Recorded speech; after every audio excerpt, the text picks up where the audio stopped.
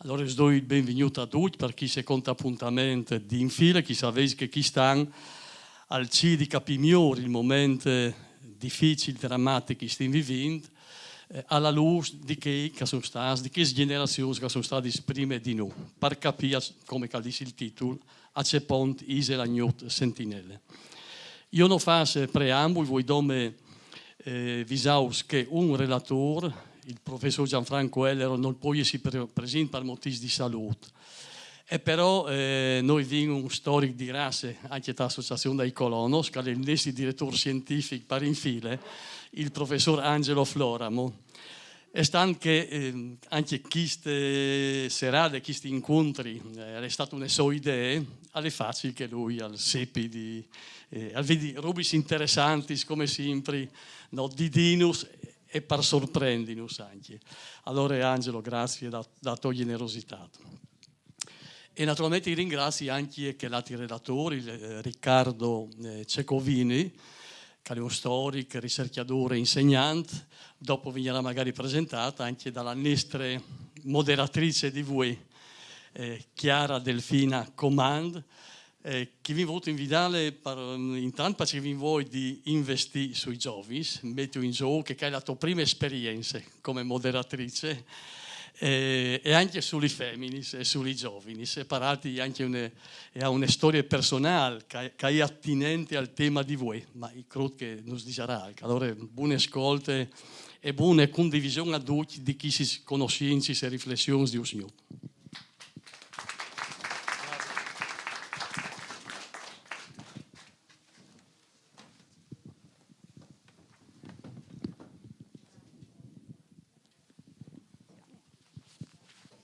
Mi sentiso?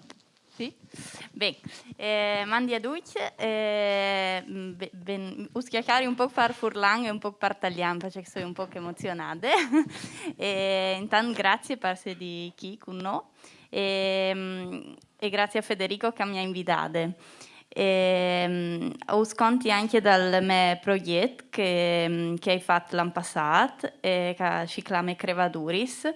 E Crevaduris è un furlan che si può tradurre come spaccature, fessura, apertura, alca le rot. Duch nota la vita avin alca che si è rotta la nostra storia e avin un tema anche di dolore d'ogni dalla cicatricis. Noi come gruppo di giovani abbiamo deciso di fare di cicatrici dal senso di traversales, quindi di cominciare a avere familiarità anche con loro e come una modalità per tornare vivi. Quindi cicatrici non solo come difficoltà ma anche come nuovi inizi. Questo sia nelle storie personali che, come vedremo oggi, anche nella storia proprio che riguarda tutti noi. E quindi non voglio rubarvi troppi minuti e lasci subito la parola a Angelo Floramo, che chi ha le di chiase è sicuro più di me, quindi non ha bisogno di grosse presentazioni. Che nos farà una panoramica un po' generale di tutto ciò che è succeduto e noi gli facciamo un grande applauso. A te piuttosto. A te. Allora, buonasera a tutti. Ovviamente il discorso di Federico su puntare sui giovani, se attaccato con me, non vale. Io sono qui come supplente, come si dice, perché le parole aveva di essi che preseade importante. Ovviamente dal professor Ellero, ma si contentereis. Io ci rudi in che 2 dis di preavvis di tirare un tic di considerazioni di pandi d'ogni di vuatris sono tutte smaclades di sugo di Tokyo perché lavorare in cucina è la roba più bella e si fa vedere di chias in chias ovviamente, no? Una panoramica un'evore veloce su ciò che è stata delle storie del nostro Friuli, del nostro popolo, proprio come che diceva le importante relatrice una storia di crevaduris. Però sulla parete, come che si vede, no? Quando è una crevatura arriva sempre a ingrimpinarsi qualche plante che ha anche un senso di vita, là che le vite sono noi essi. E allora, così un po' giuante, no? Con le penne e con il mi veniva di pensare che no, Furlan, sì, un tic Aristotelix e un tic Hegelians. Se lo vedi dite a me nono, mi avresti lato come per di puer beato, se sta tutti sint. Però insomma, Aristotele diceva una roba intrigante, no? Diceva che noi il nome è una verità. E anzi, il mood poi biel per arrivare a pensare le verità, allora imbastì un discorso là che si arriva di volta in volta a presentare una verità che va di quintri di che altre. A somè che non può infevelarsi una con che altre, come che fosse un spieli, no? Là che il monte le voltato par da ur, e invece assicciate sempre una verità più profonda che arriva ad ore a far discuti, a mettere insieme che i talks che assumeresti invece disleas. E noi finite lì perché il risultato è una verità che a sua volta propone una verità differente, oppositive, dialettiche, e sempre, ma sempre si ha bisogno di chiattare il gruppo che mette d'ogni il tutto. E insomma, qualche secolo dopo di Aristotele, Hegel diceva proprio le stesse robe, no? Questo grande filosofo tedesco. E mi pareva che queste considerazioni benissimo a fevelà dal primo punto che mi piaceva togliare velocemente, una roba veloce, che è il tocco della lingua, che è proprio il significato più profondo di queste nostre identità, le lingue furlane. A pensare come che le lingue furlane hai nascute e ven proprio di immaginarsi che se di stade una semenza ingrimpinata su di una creatura profonda. Perché sappiamo bene che il furlan va a modellarsi proprio del furlan originario, primordiale, ancestrale, dopo di una invasione spaventosa, si vuole, no? L'invasione imperialistica romana, a cui lei è stata, sapete bene, una colonia che si è peade in alto sinu adriatici, no? Dall'alto Adriatic, in che l'atto di fondazione del 181 prima del Cristo, qua anche Roma era già diventata una potenza imperialistica ma grande dal Mediterraneo, tra la seconda e le terze guerre puniche. Ormai è una grandezza economica, militare, istituzionale. E che ha smittiato ovviamente anche queste sbande, le nostre sbande. E a impuarte e a impon le solenghe su che chialderie, mi piace definire così, una chialderie, crogiuolo, si potrebbe voltarlo per italiano, là che esisteva queste proto-lingue indoeuropeane, là che si favelava una mistura di dialetti che erano in celtics, ma anche i lyrics, anche i venetics, in quel gruppo di stradis, di croseris che si simplistasno. Ecco, di questi incontri, che poteva essere incontri, si volesse anche esizial, mortal, no? Di scancelladure di una cultura e di imposizione di una cultura differente, al nasce il furlan. E non è succeduto così per tutto, perché dal confine enorme di che coinè, no? Di quel gruppo di parlanti la lingue latine, non sempre è nascita un'altra lingua. Il latin è diventato il linguaggio veicolare che dai libri insegnati a scuola, le grammatiche, e dopo la lingua dei soldati, dall'esercito, da marchiadure. Per il resto dell'Italia non si fa di linguis, ma chi parsore, chi di no, invece questo è succeduto. Forse tanti perché e non si tiene mai ben presente che i colonos latins, che sono stati mandati fin chi di no, e venivano di una regione, le Lucanie, il Bruzio, che faceva parte delle culture dei Sannits, la cultura sannitica, che odiavano a muarz i romans e i latins, perché erano stati proprio striciati, no? Masanati dall'esercito romano. E forse e vadano a configurare queste prime imposizioni, no? di un Stato centralistico imperiale, tanto che il Roman, come una sorta, perdonatemi per via dalle origini di tempi di no, colonia penale, come che è succeduto in Australia con gli inglesi. No? Cioè che venivano a colonizzare chi non erano, che avevano il blason della latinità romana, ma erano che si erano opponuti a Roma e che venivano in qualche maniera a miscliciarsi con un popolo come loro che era stato sdrumato di Roma.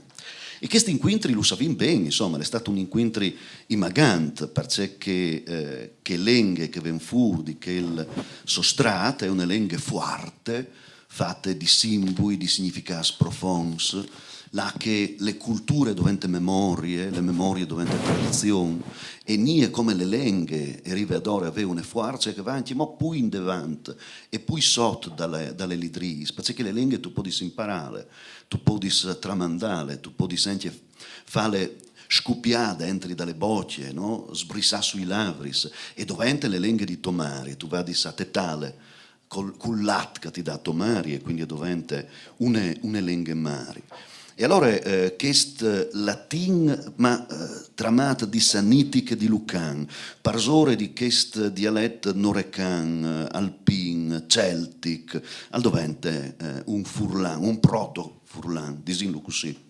E si mette ogni le religioni, in un momento straordinario però, che il proto-cristianesimo, che tante volte saremo cacit non sa spiegare anche come funzionava, mediante di una colonia di ebreos che era forte a cui lei, e una popolazione che aveva ormai già virgiuto le sue anime su tutto il bacino del Mediterraneo e anche oltre, e che diventava una specie di spugne queste grandi comunità ebraiche, e che metteva in collegamento l'Egitto, Alessandria, ma tutte le zone anche levantine, greche, bizantine, balcaniche, con una veicolazione di immagini che venivano dalle Bibbie, che venivano dal testo sacrale, dagli ebreos, ma che arrivavano a diventare poesiore, cui incontris, con che cultura precedente che invece non aveva niente a fare né con gli ebreos né con il messaggio cristiano che attaccava a Pandisi,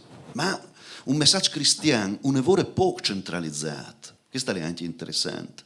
Là che le istituzioni costantiniane, che è stata un'altra grande formalizzazione culturale, quando soldi dall'imperatore Costantino e dopo anche di poi Teodosi, l'Eglesia diventa un instrumentum regni, cioè una maniera anche per controllare il territorio, per drezzarlo.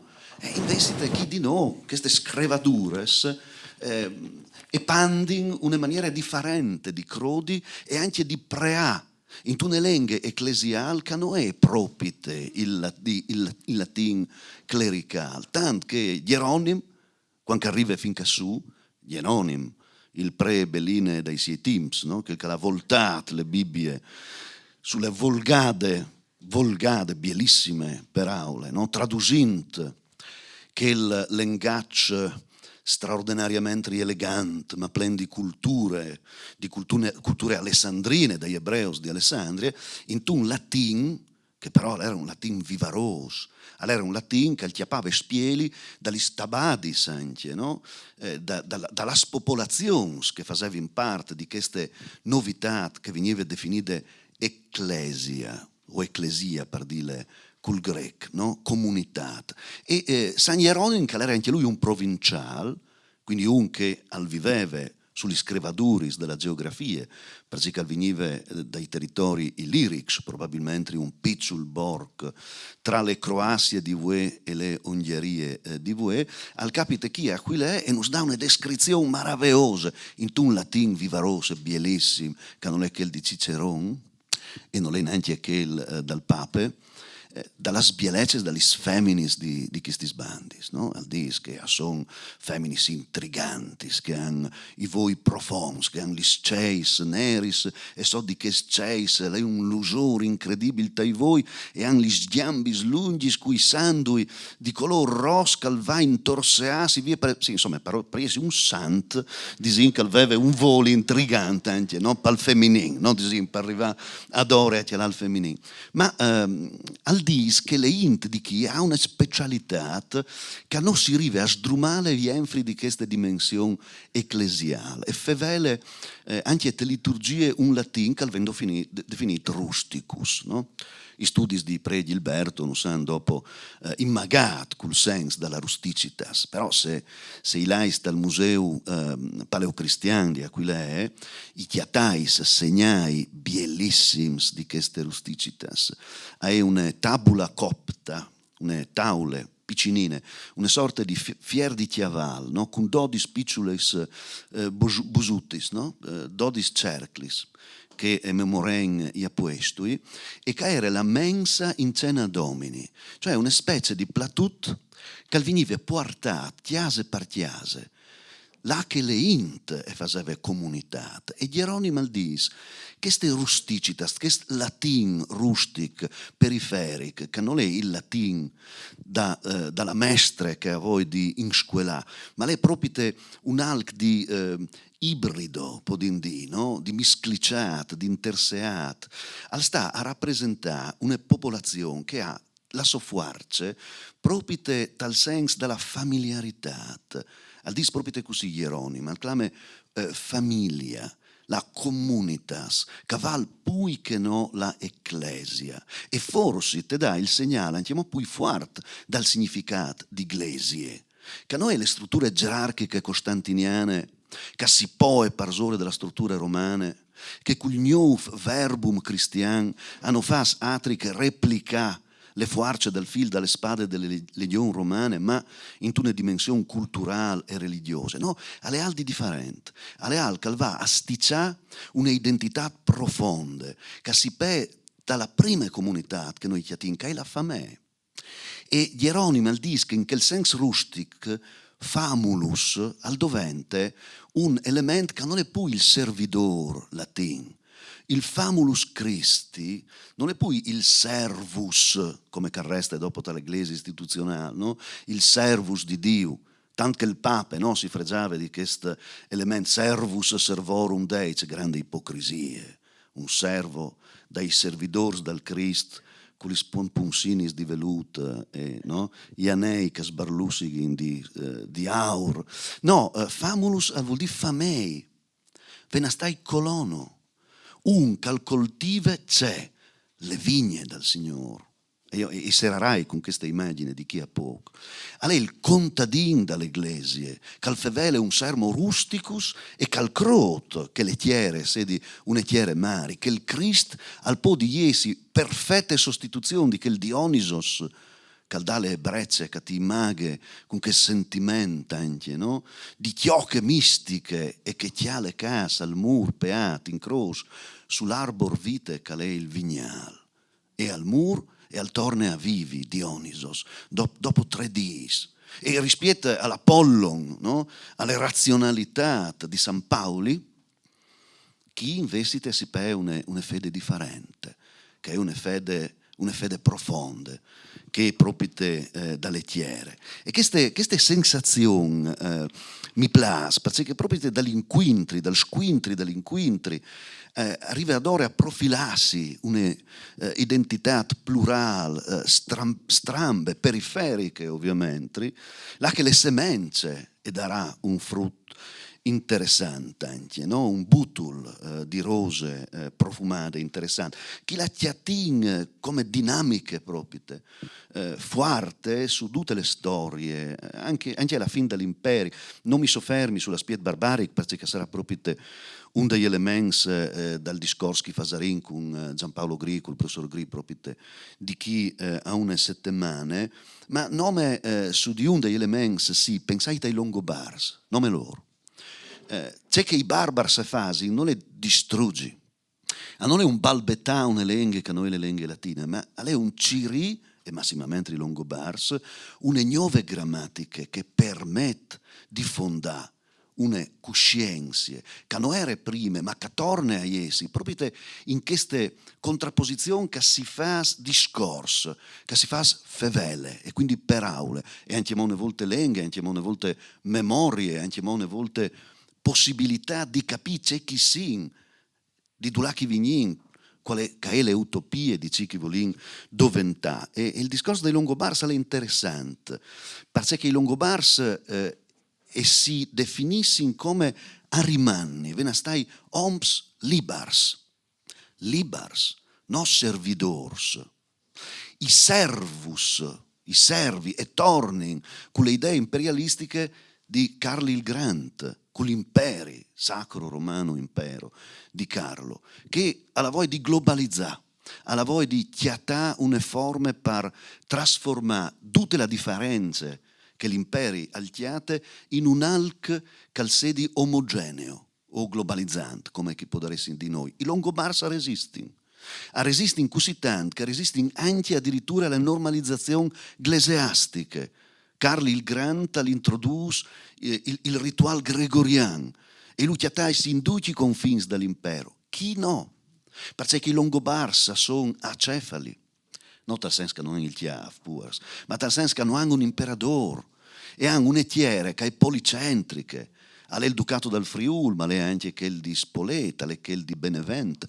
E chiale che a Spoleta, Benevento e in Friuli arreste forte una liturgia, che liturgie antiche nasude, quando Gieroni al chialave e alla notave e al contave, e che chi di noi vuol dire le musiche delle liturgie aquileiese, dalle mari aquileiese, che resiste al gregoriano, e che addovente in queste opposizioni col gregoriano musiche e quindi armonie, perché resisti in contrapposizione vuol dire anche che ha dentro di sé quel diapason forte che ti fa suonare e risuonare, ma non con le musiche che ti vengono importate di che altri, ma col mondo là che tu vivi. Longobards che sono guerrieri, ma sono anche contadini che vivono dentro dall'affare dei Longobards e che sono convinti che la popolazione ha di sé un elemento di tante cellule che sono tenute d'ogni di una cultura che si fa cristiane, ma una cristiane eretiche particolari, insomma, no? Differente di che generale è proponuta dagli imperi. Che non arriva neanche Carlo il Grande chi a imponisi di stias in stias. E sapete che Carli aveva le spade di una banda e le croci di che altre. C'è che l'ha fatta in Sassonia e lo savi con Vituchind, no? O tu diventis cristian oppure tu lassis le gose, no? Chi persore col manigolt, il boia, che ti coppe. Chi di no, erano forme di resistenza forte. Le nostre regioni dovente marca dall'imperi, cioè chiare di confin. Anche l'imperatore che sta ad Aquisgrane o in una distante sede dal suo imperi ha riconosciuto a queste chiere le qualità di essi marca, che non vuol dire nome periferie, ma vuol dire frontiere, porosità, capacità di capire il differente dal sé, proprio perché le indichi è differente e ha dentro di sé il cromosoma per capire, c'è che non le compagni, c'è che non le uniforme, perché è talmente miscliciate che dentro le sue memorie hai già presente la memoria di chi che vengono definiti che atris, che stanno di che altre bande, dal vallum, e che sono donne di te invece, particolarmente donne di te. E queste allusitiate anche in tutte le ete ottoniane, dai grandi imperatori, dal sacri romani, imperi germanici che hanno fondato la struttura medievale dell'Europa medievale, ma anche chi con una alterità profonda. Pensate una roba, il primo taramot segnato, te storia del 998, i sin a 2 anni prima dell'anno 1000, qui società prima ovviamente, no? Stias. Eppure che il primo taramot lì e tutti gli altri si faceva su una conta, sono stati stanchi prima del 1976 e hanno sempre proponuto chi di noi dai nostri paesi, dai nostri sborgs, anche mediante si volesse di una antropologia illuminata dei patriarchi di Aquileia, un'opportunità per tornare a pensare il territorio e le sue strutture. Tanto che Udin, che era un borgut di Nie, e mi scusi qui Udinese, la capitale del Friuli, ma Udin al dovente importante, sdrumat cividate, tornata a pensare un nuovo profilo dalle tiere furlane, con un cistiel costruito sulle fonde di un tumul protostorico, di un chiastellir protostorico, come a dire chi si planta un pal, che però non è un pal qualunque, ha una dimensione che va sotto dalle storie di miliardi di Heinz, perché il faro per falus ha di essi alto, ma ha di essi anche profondo. E è un patriarca straordinario, Wolfgang von Erla, alle patriarchie del 1204 fino al 1218, che vie per un altro stias profondo, che viene proprio dal suo magisteri, dal suo principato al dismo. Un momento, C'è molto fasino, di stias in stias, di taramot in taramot, a fa quintri, a queste bestie che sta sotto dalle tiere, di questo popolo che al parares iesi tibiat. C'è molto si fase, al tornare a costruire, servi al covente, sicuramente. Giunta un martiat, magari, sicuro, al puarte bes, marties, monede, batint, martiasa, fasi in sempre diventa importante le int che si pe al martiat. Assomè in quasi scrupui che si può indibatti voi a Bruxelles, su Eurolandia, poiché l'Europa, no? E invece le idee forti e differenti. Si immagine il suo successore, anche in modi pui, Berthold von Andex, una rete di monasteris benedettins, che adoventin con Moez, con Ossiach, con tutte une straordinarie strategie di diffusione di c'è, di libris, di bibliotechis, di spazis di inclusione, di foresterie, là che il forest, non è forest, ma al dovente viator, al dovente peregrin, al dovente ospit e al pove tarrefettori une minestre, ma dal momento che non basta implare il stomi per arrivare ad ore a fondare le consapevolezze di un popolo, alle ben che oltre che le persone che mangin e sedi in persone che lein e che portin las idees via torta al patriarchiato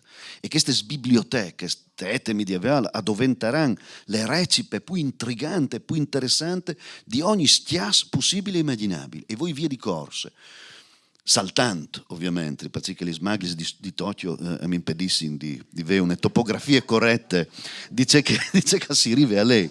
Ma un'altra roba curiosa, insomma il professor Turello può dare contanules per secula seculorum con le sue sapienze e dottrine, ma si visaiso di che straordinaria documentazione dal 1300 là che dagli archivi di Cividat e nas le prime forme delle letterature furlane, no?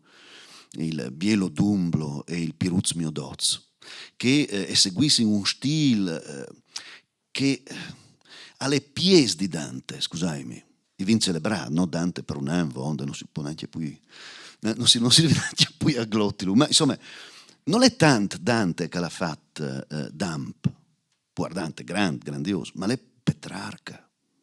Perché il petrarchismo portato in davanti di questi intellettuali raffinati, interessantissimi, è stato le muerte, ma veramente le muerte di ogni possibile lingua differente da quel florentino illustre, no? Che al va pandinsi con Petrarca, che dopo lo metti anche in musica dal 600, del Furum Marum di Snaulis, che è veramente una roba straordinaria. Se veis voi di malassi psicologicamente, potete sentire il Petrarca chiantata ai madrigali dal 600.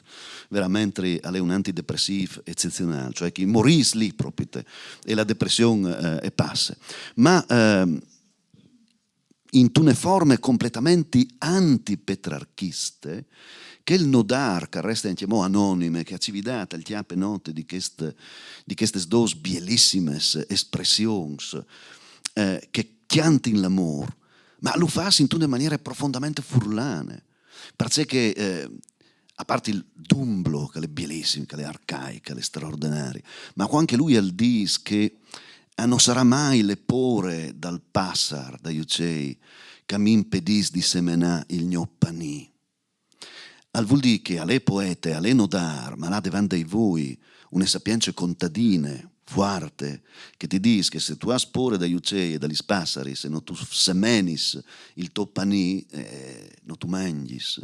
E questa è già una fonte di utopie meravigliose, bellissime, che passa dentro dalla letteratura, che non è nome un retaggio di post, ma diventa un suggerimento.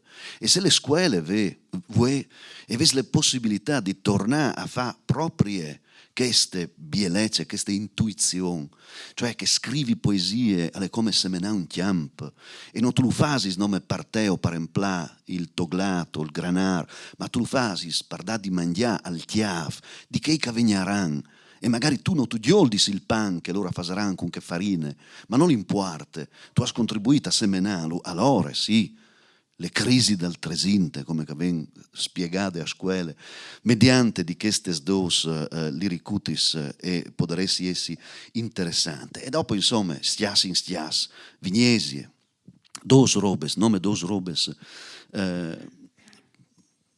post quam transeamus, c'è che ha fatto Vignesi lo savin, come vengono rivalutate, no? Sono anche i revisionisti storici sulle azioni di Vignesi, però insomma 600 murars per fare una barche di Vignesi, 600 su un bosco. L'arsenale di Vignesi aveva bisogno ovviamente dei territori della montagna furlane. C'è molto hanno reagito a questo stias impressionante che l'ha decapitato un patriarchiato di miliardi di anni, che l'ha rubato San Marco, no? Sprecciandolo, doprandolo come vessillo che conquista il mondo. C'è molto hanno fatto. E hanno sfruttato il confine imponuto di Vignesi e i furlani sono diventati contrabbandieri. Salto onesti, lavoratori e pirates, no? Si diceva una volta ai colonos, e contrabbandiers. Cioè hanno attaccato a sfruttare le divisioni peadis di Vignesi in te politiche europee, perché Vignesi era un Stato alle altezze di che altri grandi Stati europei e quindi confins, e pur d'ogni di quei confins è arrivata a creare una microeconomie alternative di opposizione, di guerre rispetto alle economie dominanti, di una creatività incredibile, perché sale, tabacco e passava in chi di no, par furvie, come si dice, no? Di squindon, aiutando le economie dei borgs e dei villaggi, massimamente in chiarnie. E là cramà via pel monte, e ha portato in tai secoli di dominazione veneziana, chi in Friuli, idee, una risultive di prospettive che chi non erano, libris dai protestanti, dai luterans, lenghis che venivano tabadis, fin al paese poi lontano dalle chiarnie. Giampaolo Gri al dis, no? Il memoriale è sempre al dis, avevi voi di una chiappellute alle mode del 700, non avevi di là a Udin, ma men che meno a Trieste, avevi di là in chiarnie, perché erano i cramars che portavano alla femmine il nastrut colorato o il chiappiel alle mode, e non giravano la moda, giravano ovviamente anche le idee e le resistenze dagli feminis, fuartis, in che in salì, quando gli oms hanno erin, perché facevano contrabbandiers o cramars, e probabilmente il stesso mistir con due noms differenti. È una straordinaria documentazione di un rettore veneziano dal Borg di Gorto in Carnia, Guart, là che lui al dis disperata, al scrive al doge e al dis disperata, eccellenza. Chi, non dis chi, no, al dis eccellenza, le assemblee dai vicini di Gorto, la rappresentanza di tutti i capi famiglia, e a 100 rappresentanti. Ok, slang veneziano. 90 voti a son femmines, 2 a son oms. Cioè le assemblee dai vicini di Vuart erano costituite per 90% di femminis. E al giunte sotto di queste relazioni al doge, porteme via de corsa di queste femmine de Carnia, che se meglio andare a combattere contro il turco per l'amor di Dio. E aveva ragione. Io in dai sposate una che miege Tierniele e sicuri che di Pradumbli e sicuri che è vera.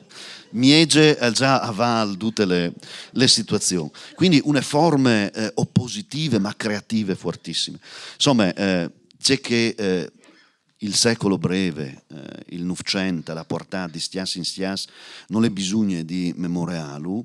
E riguardo i nome due episodi, nome due.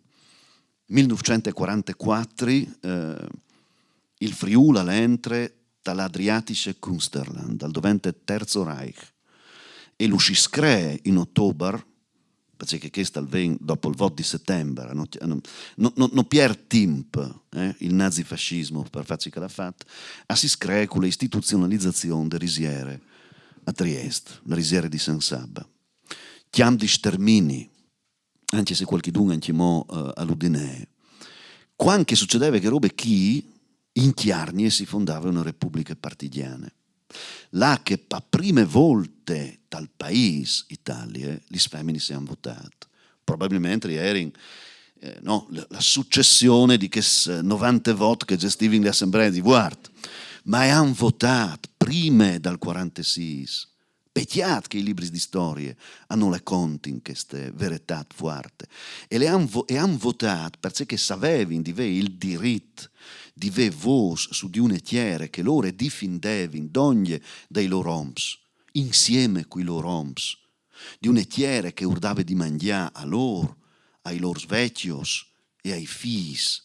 E quando tu lavori su di una tiere e le tiere è eletto, allora vuol dire che tu puoi sempre votare per il destino di che tiere lì.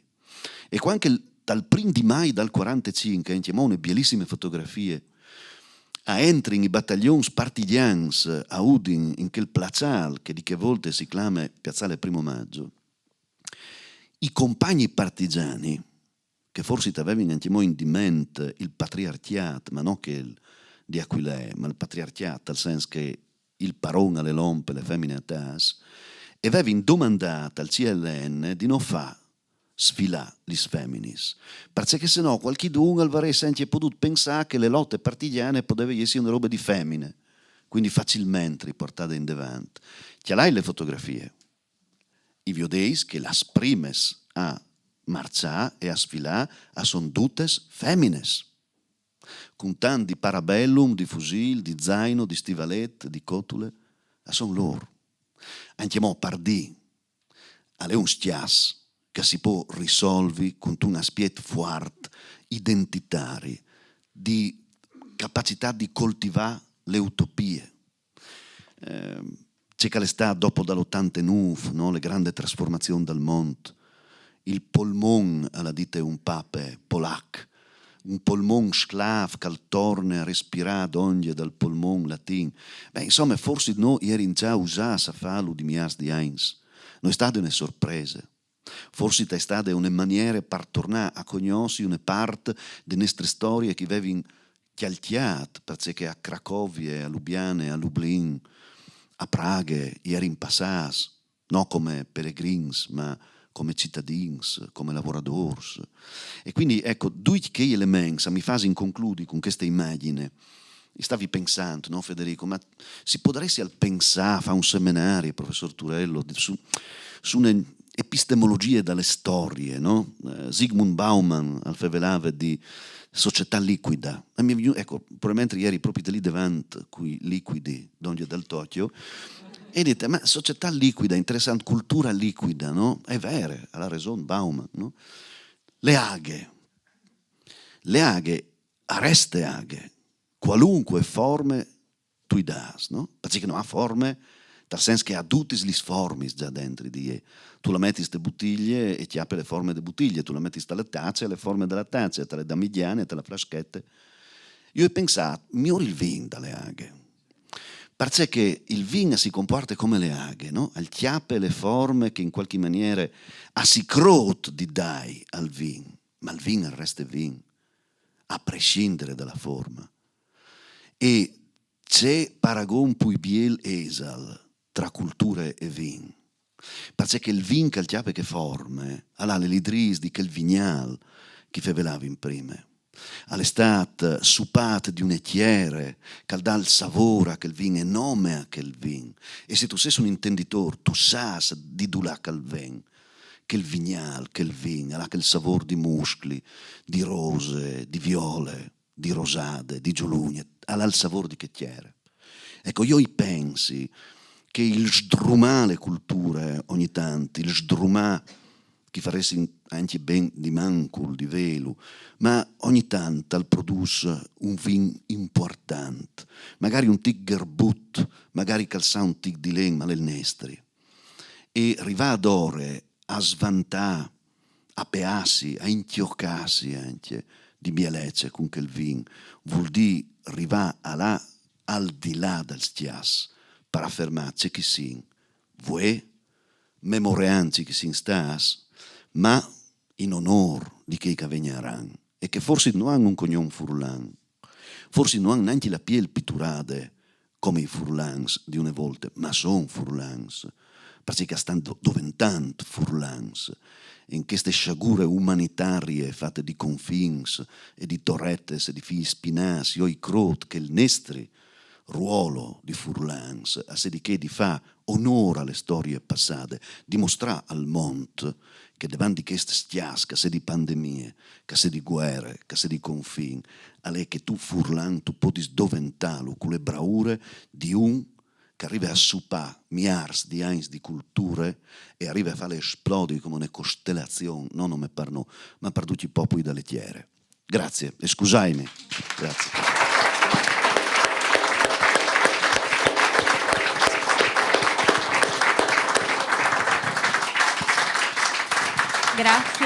Grazie Angelo.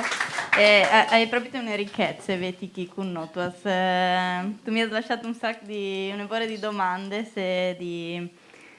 Grazie. Mi piaceva anche sottolineare, come che tu hai detto, l'importanza anche di seminare, no? Sia a partire dalla screvatura, che quindi al può entrare luce e al può crescere alc, ma che roba che cresce può anche seminare a quanto tocca a ie.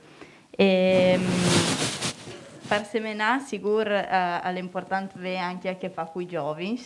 E Riccardo Cecovini è un ricercatore, è laureato in storie medievali, ha un dottorato e all'insegna a scuole, quindi tal mondo dai giovani in tutti i sensi. Ti lasci la parola. Perché lui allora un po' più specifico dice che vince a carattere in comune, quindi un applauso anche per te. Vi ringrazio e ti ringrazio, però ho un grave difetto, che non parlo friulano. Quindi nonostante il dottorato, nonostante tante cose, Per oggi va bene. spero mi perdonerete. In compenso ho sposato una ragazza friulana e questo forse mi fa acquistare qualche punto in più. Diciamo, è un po' meglio, dai, almeno qualcosa, ecco. Ecco, io vengo da Gorizia, quindi ho passato il confine dell'Isonzo per venire qua, nella patria. Ma scherzi a parte, ovviamente la nostra regione è splendida proprio per queste differenze, per queste 1000 identità, 1000 culture, 1000 parlate che abbiamo. E la nostra ricchezza è proprio quella, se vogliamo. Allora, oggi io sono stato qui chiamato per parlare di un argomento non facilissimo, e cioè le cosiddette invasioni, o meglio, scorrerie degli Ungari, che colpirono anche la nostra regione a partire proprio dalla fine del IX secolo e in particolare poi nella prima metà del X secolo. E non è un argomento facile perché purtroppo il periodo in cui queste scorrerie avvennero è un periodo che un'epoca, quindi diciamo siamo alla fine di quello che noi consideriamo l'Alto Medioevo, non ci ha lasciato molte testimonianze, soprattutto se confrontate con altri periodi storici. Pensiamo all'epoca imperiale romana, ma in parte anche per quella longobarda.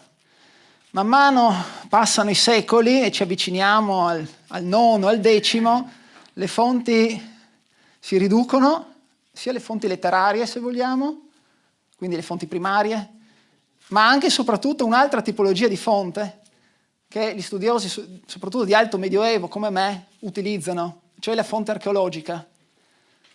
Mentre, voi sapete, per l'epoca romana, Aquileia, eccetera, abbiamo notevolissimi ritrovamenti.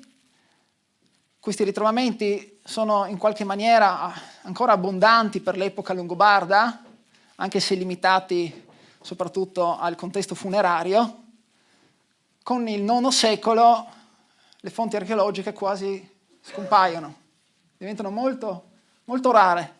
Un po' in tutta, non solo in area friulana, anche nella vicina Slovenia di cui mi sono occupato. C'è questa situazione. Quindi capite che ricostruire un periodo e degli eventi storici sulla base di poche fonti non è facilissimo.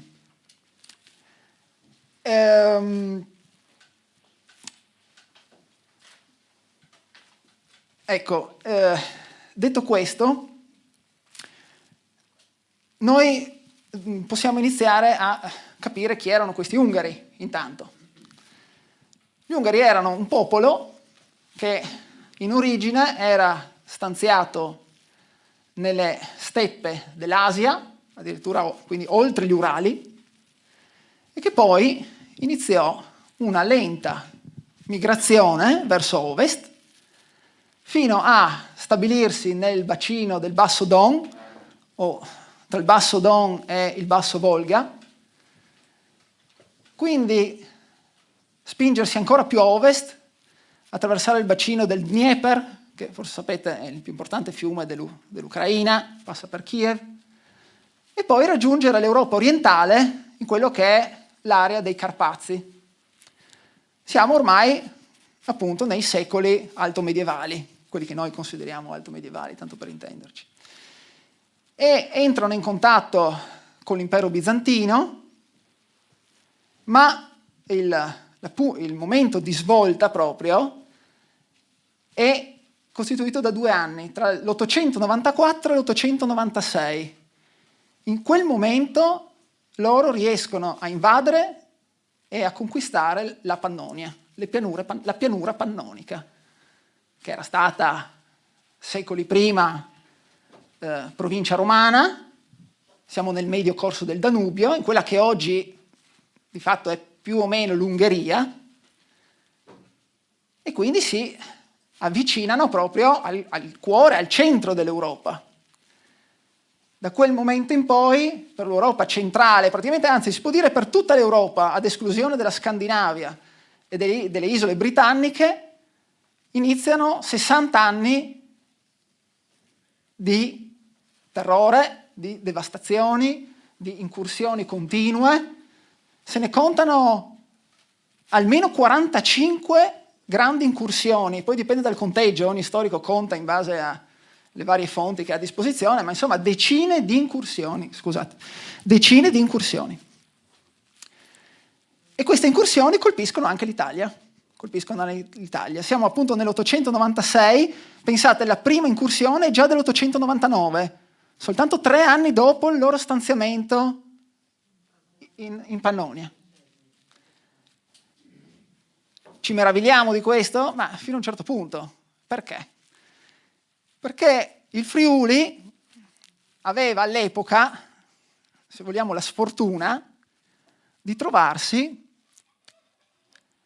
come, diciamo, primo approdo Alto Adriatico, cioè al di qua dello spartiacque alpino, per chiunque venisse, se vogliamo, da est. Cioè il Friuli è messo, si colloca lungo un corridoio naturale che dalla pianura ungherese, dal medio corso del Danubio, conduce esattamente proprio qui in Italia, in Friuli.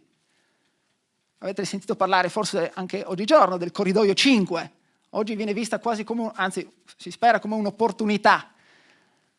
All'epoca invece era forse il contrario, nel senso che c'è una via naturale che dall'Ungheria giunge in Friuli e lo fa attraverso il bacino della Sava, la piana di quella che oggi è Lubiana, e poi attraverso la valle del Vipacco giunge appunto qui in Friuli.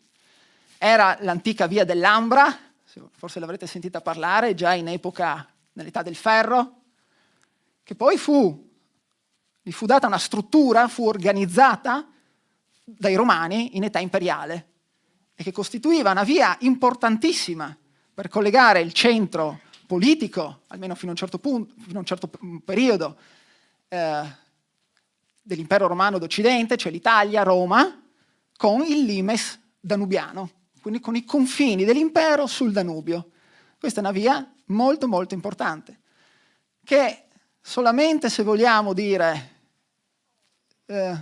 50 anni di cortina di ferro ha fatto perdere un po' nella memoria, soprattutto nostra, di chi stava di qua, che questa è stata per secoli, se non per millenni, una via di transito importantissima.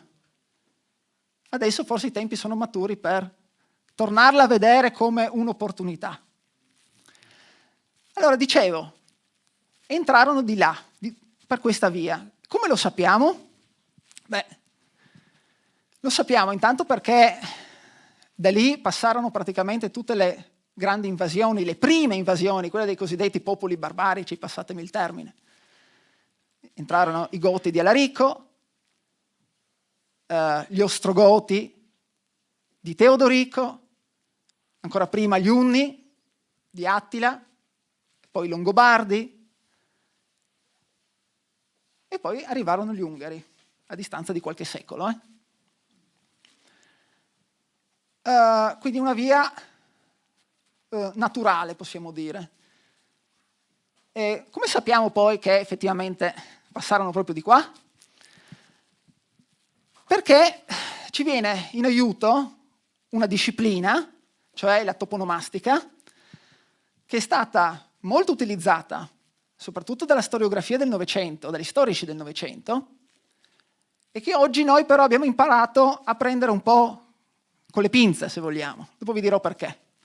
Perché la toponomastica può portare, lo studio della toponomastica, gli elementi che ci fornisce la toponomastica, può portare anche a dei grossolani errori. Dopo vi spiegherò il perché.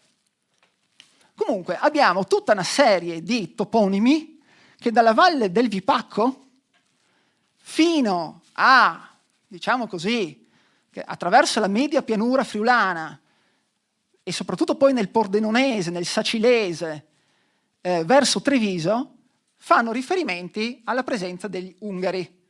Quindi abbiamo tutta una serie di toponimi, soprattutto che fa riferimento a strade ungaresche. Il primo di questi toponimi è una località che probabilmente nessuno di voi conosce, che si chiama Vogrsko, una località in Slovenia, nella media valle del Vipacco, e che voi sentite Vogrsko, no? Vogrsko è stato tradotto poi in italiano in villa ungaresca. Quindi diremo, allora, ecco, la prima prova. Non è detto, non è detto. Torniamo a quello che vi ho detto prima, no? La toponomastica, bisogna stare attenti. Perché poi esisteva anche una famiglia che si chiamava Ungrispak e che guarda caso aveva dei possedimenti proprio lì. Allora questi Ungrispak hanno dato il nome alla località o è la località che ha dato il nome alla famiglia e quindi la località prende il nome dal passaggio degli Ungari del X secolo? Questo è un esempio che ci fa capire, no? Le difficoltà in molti casi. Poi abbiamo una carta del cinquecentesca che avrei voluto far vedere oggi, ma purtroppo non abbiamo i mezzi, ma non importa, ve la spiego. Una carta cinquecentesca che ci fa vedere l'area tra Gorizia e Gradisca, in cui è segnata molto bene una strada in cui è scritto Via Ungarorum, che passava, che partiva, molto interessante questo, dal ponte di Piuma, dal ponte del Torione, forse qualcuno sa un po' la topografia goriziana, passava per Lucinico, Mossa, San Lorenzo, verso Mariano e Corona. Poi, se noi continuiamo, immaginiamo questa strada che da est verso ovest si avvicina al luogo dove siamo noi adesso, c'è uno spazio molto incerto, perché è quello attraversato dal fiume Versa, che ancora oggi ha una viabilità molto articolata, molto complessa, probabilmente proprio a causa di questa idrografia che è un po' ballerina, e che poi invece ci porta a Palmanova. E lì sì, invece, che ritroviamo una viabilità importante, molto netta, molto definita, se vogliamo, e anche rettilinea. Quella che viene chiamata via strada napoleonica, che ancora nel catasto austriaco è chiamata spesso come stradalta, e che si rifà a quello che era il tracciato, magari un poco più basso, poco più alto, di quella che era la via Postumia di Romana Fondazione. Via che ci portava poi a Codroipo in maniera del tutto rettilinea, in maniera completamente rettilinea, e poi da Codroipo continuava, non come continua oggi, un po' più a nord, attraversando, passando diciamo a nord di Pordenone, passando per Cordenons, e poi comunque continuando in direzione di Sacile e di là verso la pianura padana. Ebbene, soprattutto da Codroipo verso ovest ritroviamo numerose attestazioni di vie ungheresche. Io mi sono segnato qua anche qualche esempio. Ad esempio abbiamo un tratto fra Ponte della Delizia e Sacile, fra Bruniera e San Quirino.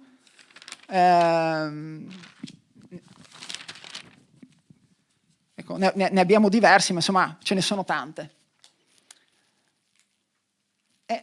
Ritorniamo al discorso della toponomastica.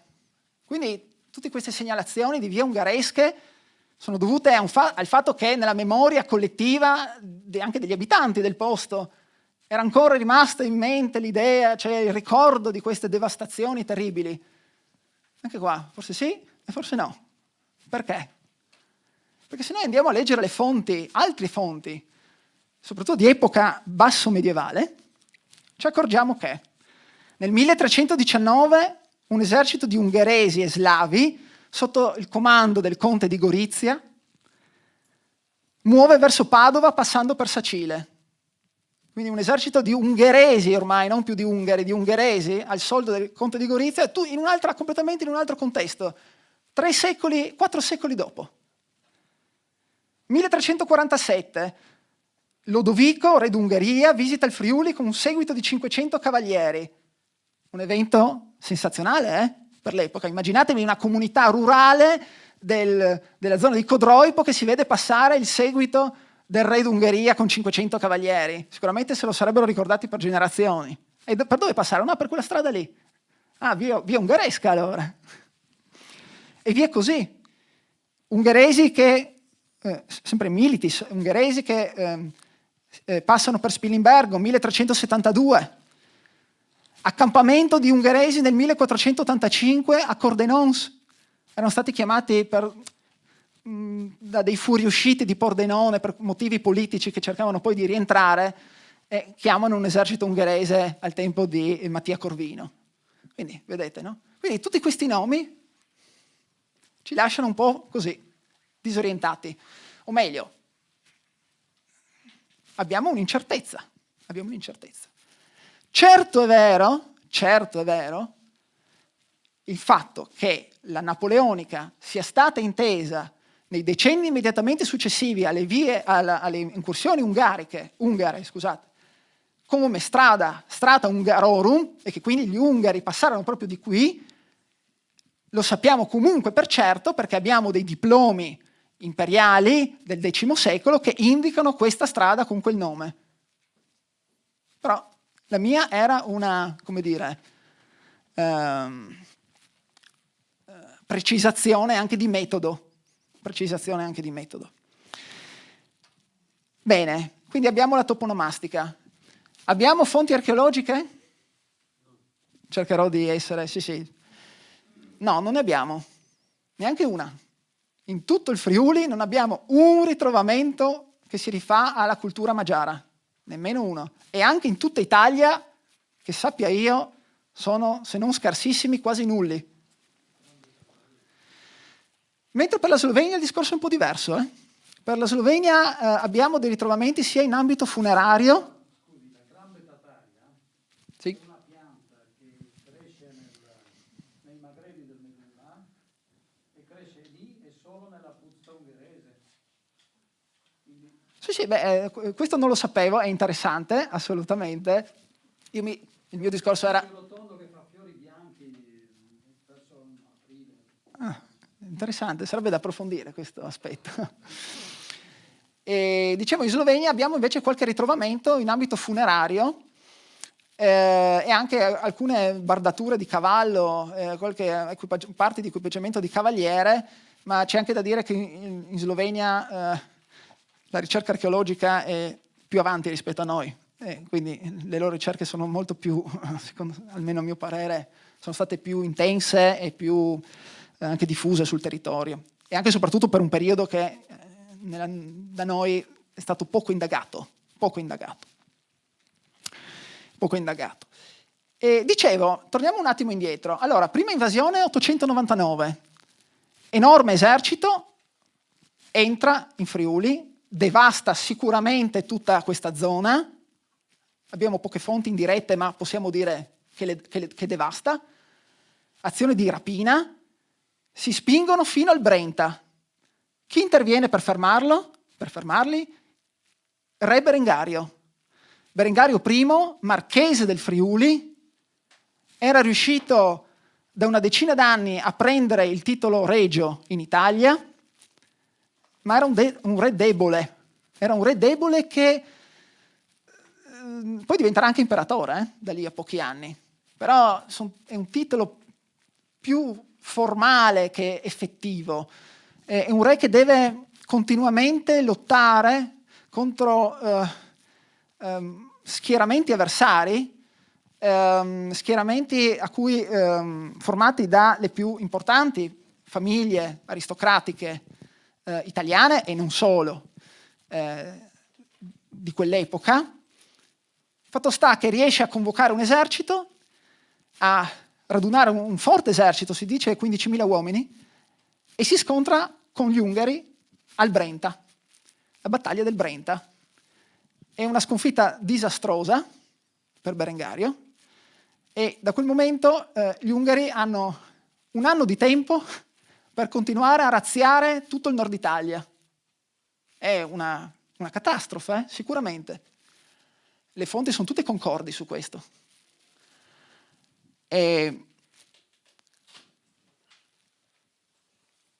Altri paesi d'Europa, soprattutto la Germania, la Francia, anche nei decenni seguenti, non se la passeranno per niente meglio. Quasi tutte le scorrerie degli Ungari in Europa, e quindi quasi tutti gli scontri militari, minori e maggiori, che gli Ungari hanno contro eserciti occidentali, che siano di tedeschi, che siano di franchi orientali, che siano di italiani, gli Ungari escono quasi sempre vittoriosi. Perché? Perché la tecnica di combattimento, o se vogliamo la tattica di combattimento, che avevano all'epoca gli eserciti occidentali, era quello basato sulla cavalleria pesante. Quindi erano tutti membri dell'aristocrazia, di fatto, no? Che si potevano permettere un cavallo, l'armatura, cose molto costose all'epoca. Mentre questi popoli, gli Ungari, così come erano stati gli Unni, come erano stati gli Avari, tutti i popoli delle steppe, abilissimi cavalieri, e arcieri, e che basavano la loro tecnica di combattimento sull'uso della cavalleria leggera, quindi molto più mobile, molto più manovrabile rispetto a quella degli eserciti occidentali. Vi racconto, devo cercare di stringere, ma vi racconto un po' qual era la loro tattica, che diverse fonti ci confermano, è in maniera molto simile. Allora, loro di solito, scelto il campo di battaglia, inviavano un piccolo contingente di cavalleria leggera al centro dello schieramento avversario. Questo serviva comunque a scompaginare un po' i ranghi, diciamo così. Perdeva la loro compattezza l'esercito occidentale. A un certo punto compivano un'inversione a U e fingevano di fuggire. A quel punto la cavalleria pesante si lanciava all'inseguimento. L'esercito ungaro, fino a quel momento estraneo al campo di battaglia, rimaneva nascosto, spesso in delle selve vicino al campo di battaglia o in alcune valli laterali, possiamo immaginare, arrivava in forze sul campo di battaglia attaccando da vari lati e scagliando una miriade di frecce contro l'esercito occidentale. A quel punto anche la finta, diciamo, il piccolo contingente mandato all'inizio si voltava e attaccava anche lui, nessuno era escluso. Questo modo era del tutto inconcepibile e nuovo per l'Occidente e portava a delle stragi veramente incredibili, era estremamente efficace, estremamente efficace. Poi, dicevo, addirittura, potremmo dire ancora alcune cose, insomma, anche su Berengario, ma mi rendo conto che il tempo inizia, insomma, vorrei concludere in tempo. E quindi Che cosa si può dire? Dopo questa scorreria dell'899 ce ne furono altre, tra il 901 e il 904, finché Berengario se li fa addirittura alleati. Berengario si allea con gli Ungari, sempre per usarli nel quadro di questi scontri con le altre grandi famiglie italiane per il mantenimento del titolo regio. Cosa succede? Comunque queste incursioni non terminano. Cioè per 3 anni gli Ungari passano altre volte per il Friuli e saccheggiano il centro Italia, il nord Italia, addirittura fino al sud Italia. Può essere che in questa fase, diciamo, questi Ungari che penetrano lo fanno al soldo di Berengario e quindi teoricamente vanno a saccheggiare soltanto le terre dei nemici di Berengario. Poi alla fine può essere che saccheggi anche le terre di qualche amico di Berengario, ma all'epoca non si andava tanto per il sottile su queste cose, insomma. No? Finché però dal 905 al 920, per 15 anni, l'Italia è esente da questa scorreria. Si potrebbe pensare proprio grazie a questa alleanza, diciamo così. Cioè Berengario diventa il referente politico degli Ungari in Italia, lo potremmo definire così. Poi succede un altro fatto molto importante. Berengario chiama di nuovo gli Ungari, sempre per utilizzarli per queste lotte, diciamo, per il potere, invia gli Ungari contro Pavia, che in quel momento parteggiava per un avversario di Berengario. Gli Ungari circondano Pavia, l'assediano, non riescono a prenderla, ma scagliano migliaia di frecce incendiarie sulla città, la città prende fuoco, era l'ex capitale del Regno Longobardo, e c'è anche lì una grandissima strage. Questo evento, il fatto che Berengario si sia servito di Ungari contro la sua stessa gente, se vogliamo, porterà grande discredito allo stesso Berengario e al suo titolo imperiale, che in quel momento deteneva. Nasce una congiura a Verona. Quando lui si reca a Verona, viene fatto fuori da questa congiura e finisce la vita di Berengario. Quindi, in questo caso, porta grande discredito. Qualche decennio dopo, e vado a concludere, nel 955, un altro personaggio invece molto importante, quello che sarà poi Ottone I, Ottone il Grande, fondatore della dinastia degli Ottoni come imperatori, avrà invece una grandissima vittoria contro gli Ungari presso Lechfeld, che è vicino a Augusta, in Svevia, e proprio questa vittoria invece darà grande prestigio a Ottone, che non a caso da lì a poco prenderà la corona imperiale. Quindi vedete, gli Ungari quale ruolo alla fine decisivo hanno avuto sugli eventi successivi, anche politici, istituzionali, se vogliamo, d'Italia ed Europa. Siccome mi rendo conto che la questione centrale qui è il Friuli, la domanda è: avevano ragione i Leit, i Mor, i Menis, cioè la generazione di storici della seconda metà del Novecento friulana, che hanno scritto molte pagine anche su questo argomento, dicendo che le scorrerie degli Ungari determinarono una netta cesura nella storia del Friuli, proprio per queste distruzioni e per una poi rinascita che sarebbe accaduta dopo il passaggio di queste scorrerie e grazie ai patriarchi. La risposta non è così semplice, ci vorrebbe un'altra ora per spiegarla, ma si può dire questo, che le scorrerie degli Ungari avvengono in un momento molto particolare della storia, non solo del Friuli, ma dell'Europa intera, in cui vi era già in atto una crisi sociale, economica, di sfruttamento delle campagne, e che certamente queste scorrerie acuiscono questo periodo, diciamo, di regressione, potremmo dire. Ma quando poi queste scorrerie finiscono, iniziamo a vedere l'opera, che poi non è così immediata, ci vorranno decenni di ricostruzione della patria del Friuli, dell'opera dei patriarchi. E questo avviene in un momento in cui tutto il resto d'Europa fa nuovi dissodamenti, crea nuovi insediamenti. Quindi va inserito in un contesto molto più ampio.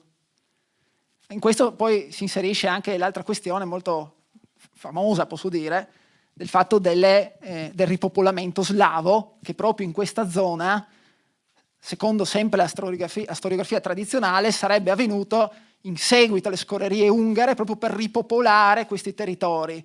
Anche qui non abbiamo prova che ci sia un nesso causale diretto tra le scorrerie ungare e il ripopolamento da parte di popolazioni slave chiamate dal patriarca in questa zona. Forse certamente le scorrerie contribuirono, anzi, a un depopolamento, ma non fu certamente l'unico elemento, perché come ho detto prima venivamo da decenni di regressione economica. Spero di essere stato esauriente.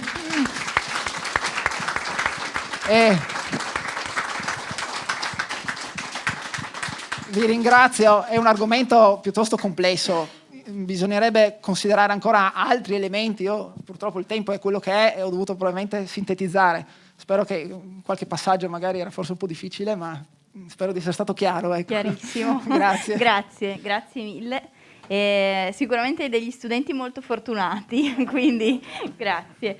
Un po' mi permetto di aggiungere a un po' tutto quello che hai detto anche quanto sia attuale tutto quello che ci hai raccontato, no? Cioè nel senso che quando, se pensiamo anche alla pandemia oggi, si è instillata in una situazione culturale e sociale che era già con diverse crepe e criticità. Però anche quanto ogni fine possa essere un nuovo inizio, no? Come tutta la situazione che stiamo vivendo possa diventare occasione per nuove nascite e nuovi percorsi anche di riprogettazione e di pensieri nuovi.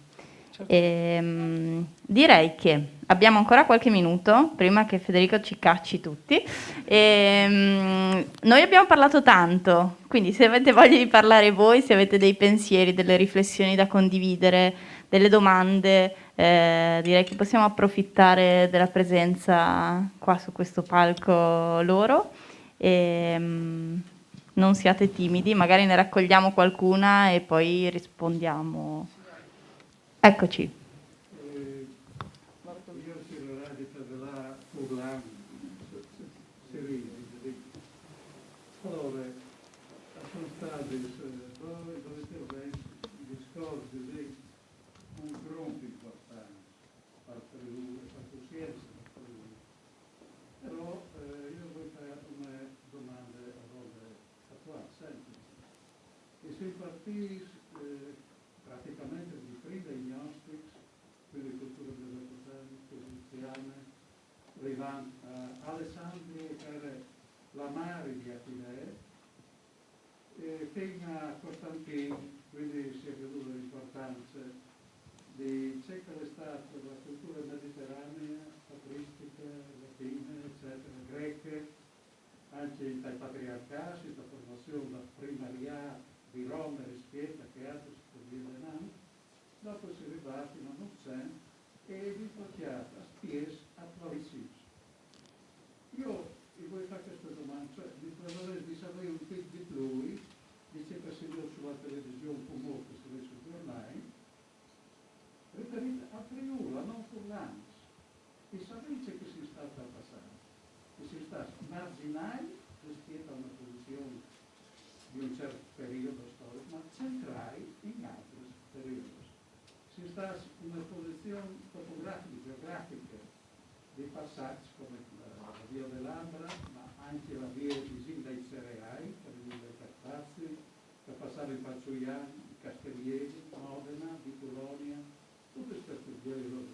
Il Friuli, come si piazza praticamente in questa situazione, in rapporto addirittura con vaccine, ma se inserirsi dal centro Europa con la cultura della via Trieste,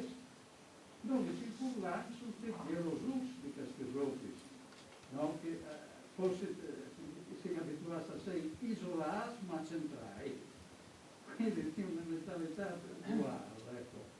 E viene in tutto il mondo, però chi non le viene a apprezzare, cioè che non di parlare di un gruppo grande. Ad esempio, io faccio un esempio, la facoltà di neuroscienze, che viene a Udine, è una delle più importanti d'Italia. Non a caso, questa spiega hanno fatto studi di cambiamento di post-marxismo. Allora, noi, in tal futuro, di domani, di guerra, come parlare, come possiamo parlare? C'è tempo di novembre in Europa, la storia possiamo studiare, perché lì, ma bisogna che imparare dal passato, perché io dico che potrà essere domani. Darino lavoro, darino una credibilità un po' politica in Europa, con tutti certi partiti di patrimonio storico, culturale, civile, di moralità, di etica, di comportamento, di rapporti con tutti i popoli del mondo. Io l'ho trovato, ad esempio, direttamente, non direttamente come persone, ma come furlani, in seguito al terremoto. Noi vi credi in tutti i mondi. E sempre da fare tutto. Non però questo valore, forse te lo devi buttare via. O al manco non dovrà come che vale sempre lui. Infatti, Fogolà, in Argentina, in Australia, dappertutto. Ma che ti vedi? Sono un problema, però. Saremo altri? No, sono io. Ecco. La mia domanda è che se saremo domani, no? Come Fulani, e se posizione potrà avere politicamente riprima. Bene, grazie. Vediamo se abbiamo qualche altra domanda, così dopo possiamo rispondere insieme a Pirobes.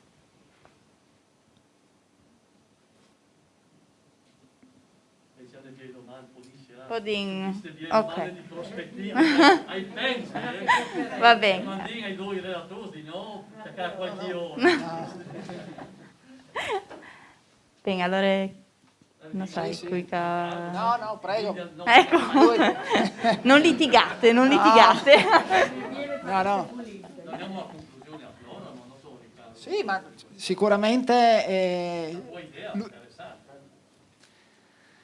sì, diciamo che è una questione, penso, non voglio dicendo questo cavarmela, diciamo così, però sicuramente è una domanda complessa e che vuole anche una risposta, secondo me, abbastanza complessa.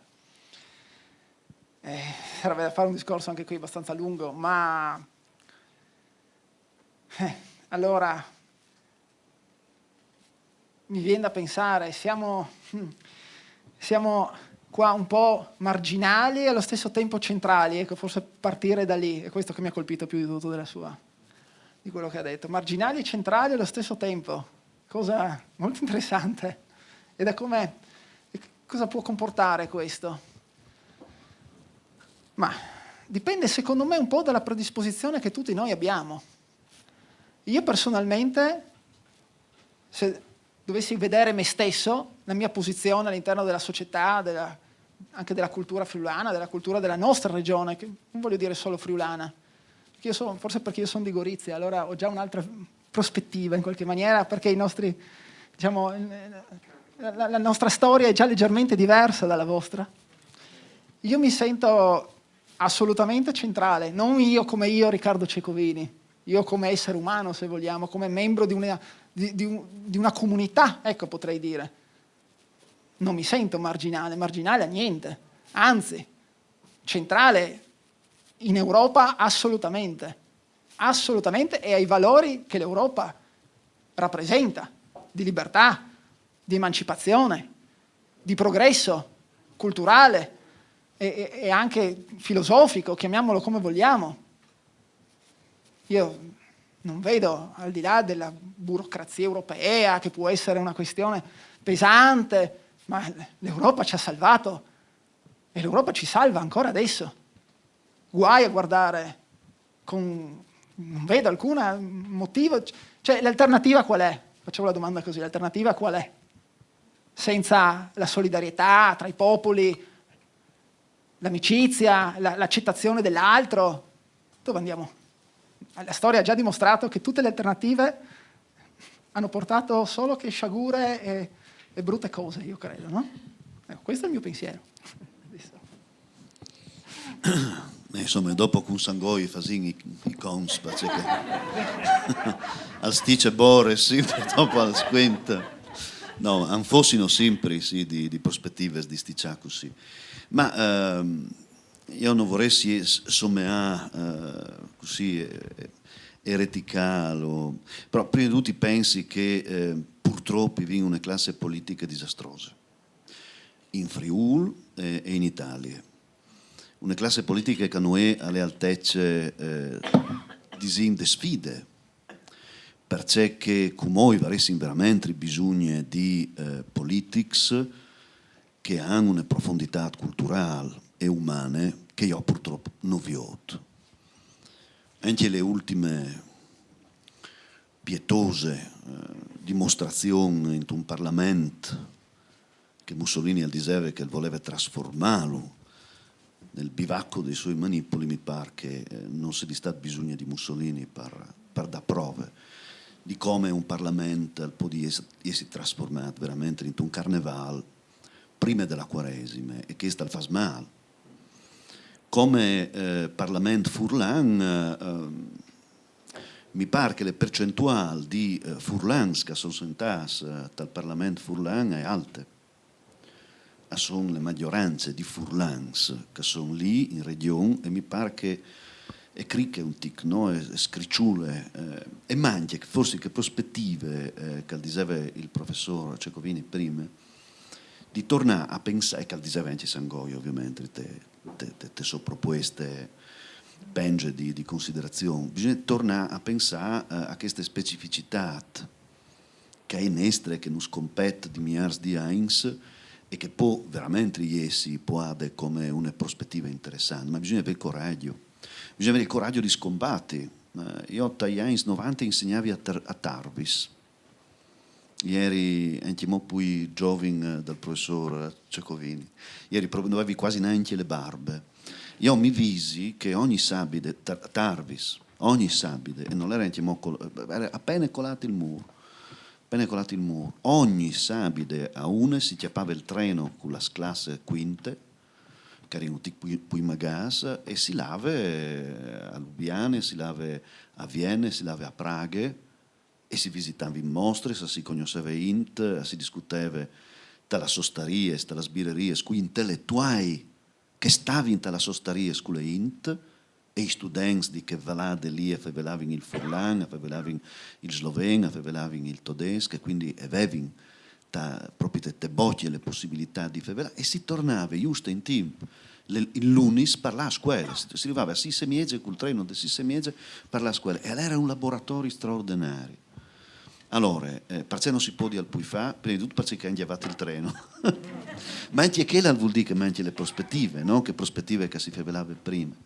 Perché le scuole noi poi buine di avere una formazione sulle utopie sul territorio, perché noi professori si sono poi preoccupati a finire il programma ministeriale piuttosto che no a sticciare domande di quel tipo lì, perché le università, e per fortuna che sono eccezioni, si è dismentate completamente dal territorio, che università nascude dopo di un stias dalla disperazione, dal paltan, dagli tendopolis, no? E dagli baracchis, quando si pensava che un'università del Friuli poteva già dentro, no? Una prospettiva. Dove sono queste prospettive? Non sono. Avvenendo a domandare di lavorare come tesi in biblioteche guarneriane, ma dopo il professore dice che è più interessante studiare i status di Urbin, va bene.